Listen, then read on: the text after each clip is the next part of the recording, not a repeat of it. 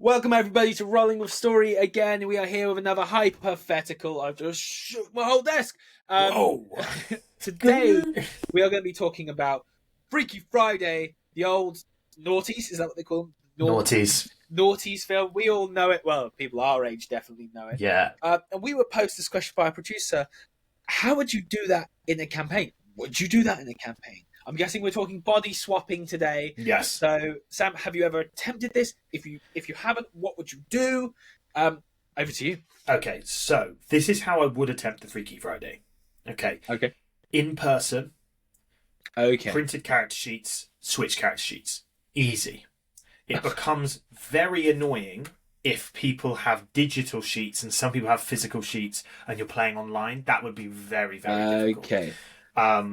Yeah. So I do physical sheets in person. That's Okay. the way I do it.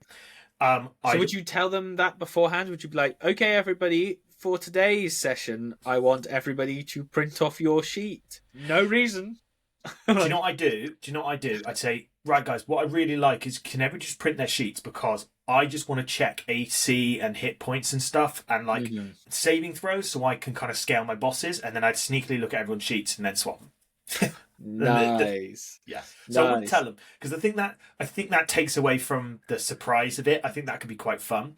I think also it should be a moment like they're all messing with this shop. The classic. This is how I do it. Okay, go on. Here we go. So, the classic, the players want to mess around with the shopkeeper, who turns out to be a level 20 wizard. Okay. And the level 20 wizard goes, okay, you guys are messing me around enough, I'm bored now. Clicks his fingers, everyone just switches. Would be so cool. And everyone just switches places, and then they're somewhere else. They're like somewhere completely different, and they come back to the wizard's shop, and the wizard's shop is completely empty. And derelict. Oh my god! And they're like, "Oh my god, we're in different bodies. We can't even get out. What's going on?" Like that could be really fun. Okay. I've never done this, but I have Jumanji'd my party. Jumanji. Where I Jumanji'd them, and basically I was in a cyberpunk campaign, and I've talked about this on episodes before. But they had to go into a video game to basically extract these people that were like in the video game, Cool. And they had to pick players to play as, and they all got a level 1 character. And by this point, they were actually level 15, high power level, stacked with items, god tier people.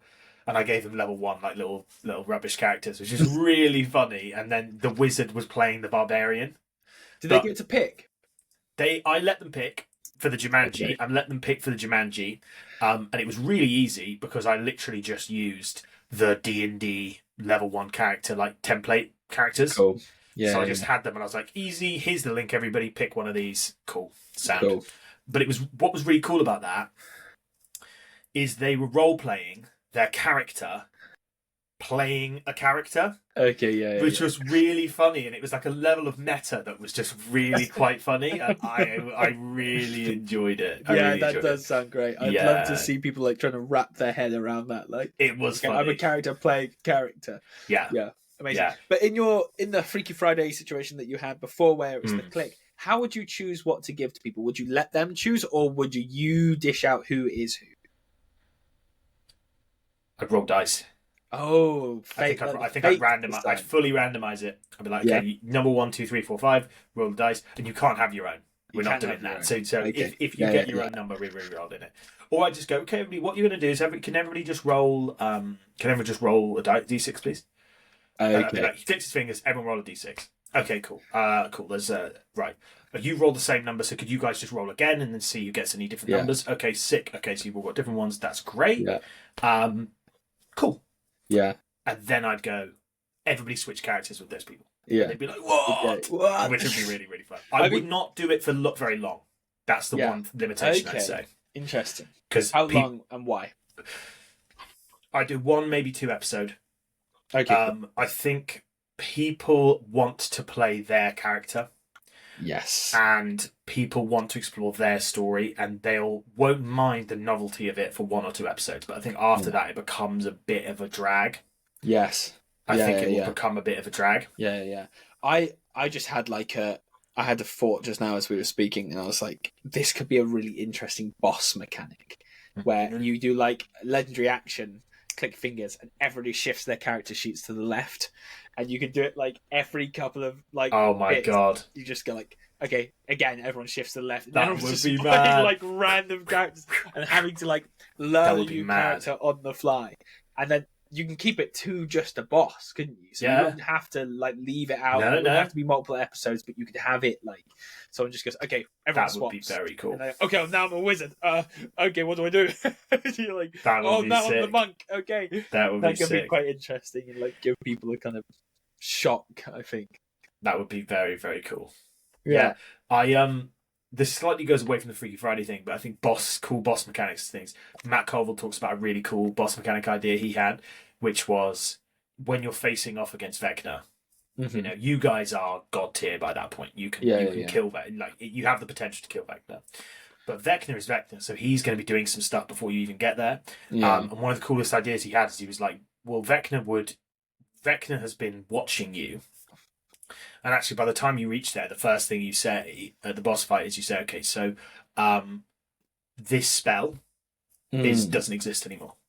Vecna's just wish-spelled that spell away. Oh. So that is gone.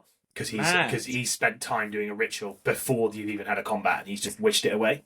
And there's nothing. Okay. That is cool. that was something that made my brain twig to what he said, and I wanted to mention it. Just these, like, not necessarily Freaky Friday relevant, but you know, like just have it though. Have this. This is really cool. It's cool. It's really cool, right?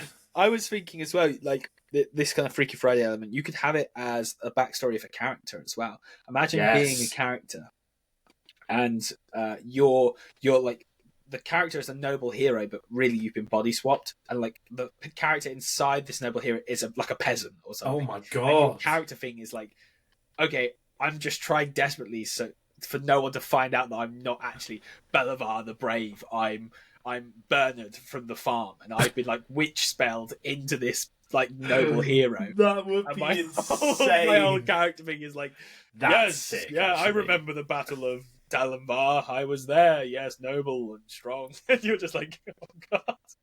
So that could be another element of like body swapping, I guess. Another way of me thinking about it is the if you could do an intrigue campaign, maybe the players get hold of an item, an opal, that allows them to body swap with an NPC. So they could like tie up the mayor, or they could tie themselves up with the mayor in the room, and then switch with the mayor. And the mayor's tied up in your body, and you wander off as him. That's so good. That could be really, really cool.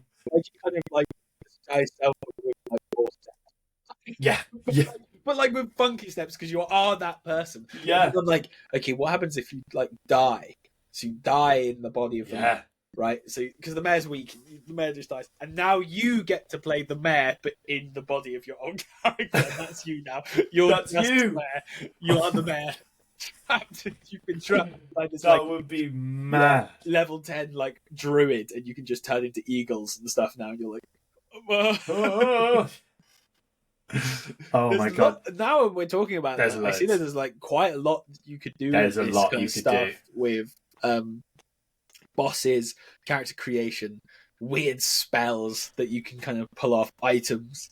It'd be interesting. Like you said, I think it can't be for too long, because you're right. No. People want to play the character they made, so you really do have to kind of be careful with it. But all the things we've listed there are definite ways you could use this kind of motif in a very fun and like exciting way inside the campaign. And like slightly tweaking it, like you said, the Jumanji, like okay, I don't want to do Freaky Friday, or I could do Freaky Friday for one thing, but is there another film that I could take inspiration from? Okay, Jumanji, we're going to go into a game for a couple of episodes, and you're going to be playing completely different characters, and you're going to do that basically. I think. Is there any others you can think of, like weird films that might be like a cool? That's a real hard question to put on the spot. That's a hard question. That's a hard question. I think on the spot. There must be some good movies. There will be, but this is the thing. Like, you could watch a film and go, "Ooh, maybe there's." God, I've got it. You did it. Days of Future Past, X-Men. You know, where they zap Wolverine back to the past. That would be so cool. Oh my gosh! Imagine if, like, in campaign 3, there was a moment where we had to zap you back to campaign 2. Literally, and, like, get an item or something. Okay, that would be mad. That would be mad. Okay, that would be mad. You need some setup for that, though. I guess. You do, like, you need a bit of so setup. If you're playing a campaign a second or third campaign in the same world, maybe that's something you could do. The Days of Future Past, zap them back to get something. I always find that really nervous of like playing people's characters, though. I know Matt Mercer does it all the time in his campaigns, but I struggle with that. I struggle with that because I feel like I'm stepping on people's toes, and I don't want to make a decision for them that they're not going to like. That just doesn't feel good. Another way I was thinking about this was you could also do the possessed item, the cursed item. Okay. You get replaced, but you let the player play the demon that's inhabiting their body. That would be cool. Sick. I'd love that personally, to be like playing a demon in my own character's body would be super cool. Oh, cool. That could be really cool. That is really cool. Your whole time, you could do some little bits of RP as yourself in the blade, like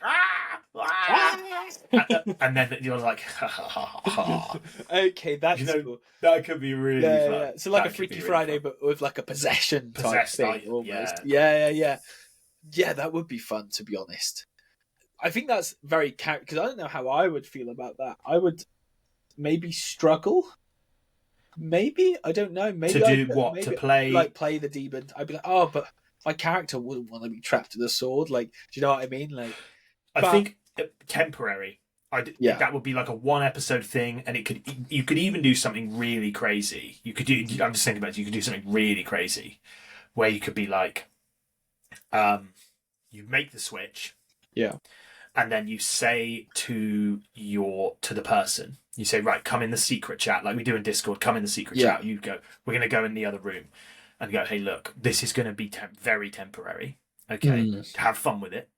What this is going to be is by the end of this episode, next episode is going to be a boss fight, and you're the boss. You're the demon boss. Okay. And I will just orchestrate stuff. I've actually made a character sheet for you. This is the boss sheet. Play the boss. You're going to be the boss. I'm just going to let things happen. And I'm going to orchestrate and tweak and help you out. Maybe there's some minions you could play. And at the end of the episode, players defeat, players switch, you get your character back, and you get some cool stuff because for the demon. That's the kind of like, or you exercise the demon, the demon dies, so you have the blade, but it's no longer cursed. Nice. So do you see what I mean? That's how I try that. And would you give them insanely fun. Like parameters as well? Like, okay, this is your goal. Like as a demon now.